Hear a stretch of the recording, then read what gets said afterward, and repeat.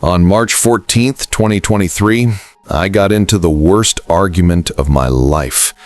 I screamed, I cried, I almost lost everything. And at the very end, I realized I wasn't arguing with another person. I was arguing with a version of me that I buried 25 years ago. If you do, you'll never need to win another argument again. I used to be that guy, the one who always had to have the last word, Reddit threads at 2 a.m., political screaming matches with strangers, Thanksgiving dinners that ended with slammed doors. My girlfriend at the time, Sarah, begged me to stop. She said, "You don't argue to understand, you argue to punish." I laughed in her face. Then came March 14th. We fought about something stupid. Money, dishes, I don't even remember. But this time, she looked me dead in the eyes and said, "You're not mad at me. You're mad at your dad. And he's been dead for 12 years. I lost it. Told her to get out. She left. Door slammed. Silence. I sat on the kitchen floor at 3:17 a.m., drunk on rage and whiskey. I opened my phone, started typing her a 10-page text about how wrong she was. Then I accidentally opened the Notes app instead. And there it was. A note I apparently wrote to myself at 17, the week my dad died. I'd forgotten it even existed. It said, "If you ever let anyone talk to you the way Dad just did, you're weak. Never let them win. Never back down. Never apologize. Because if you do, it means he was right about you." I stared at that note for what felt like hours. Every argument I'd ever had flashed before my eyes. Every time I raised my voice, every time I needed to be right. I wasn't fighting Sarah.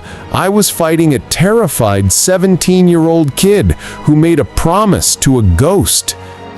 Here's the brutal part most people never figure out.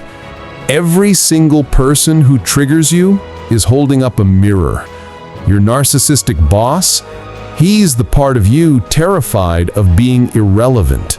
Your toxic ex, she's the part of you that still believes you're unlovable.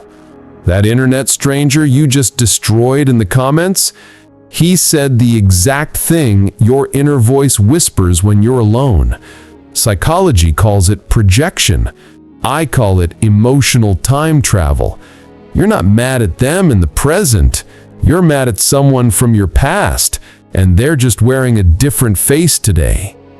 A week after Sarah left, I was cleaning out my childhood bedroom at my mom's house. Found an old camcorder tape labeled 1998 Do Not Watch. I was 12. I plugged it in.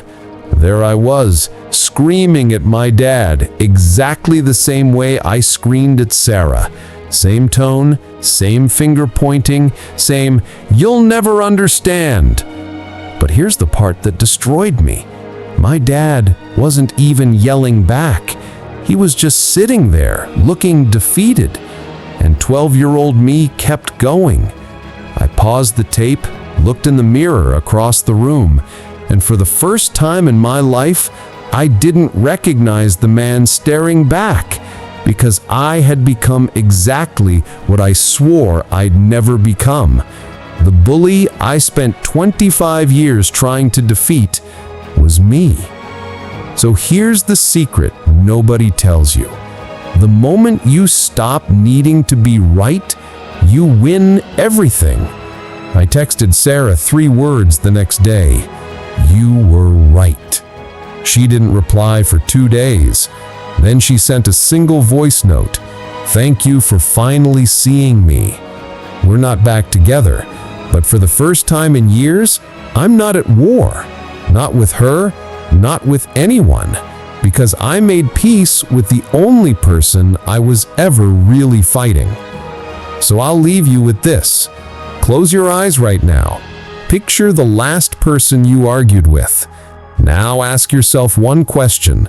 What part of me is still hurting that I'm asking them to fix? When you can answer that, you'll never need to win again. Drop a single word in the comments: peace, if this video gave you even 1 second of it. And if it gave you more, pay it forward. Because the world doesn't need less arguments, it needs less wounded people starting them.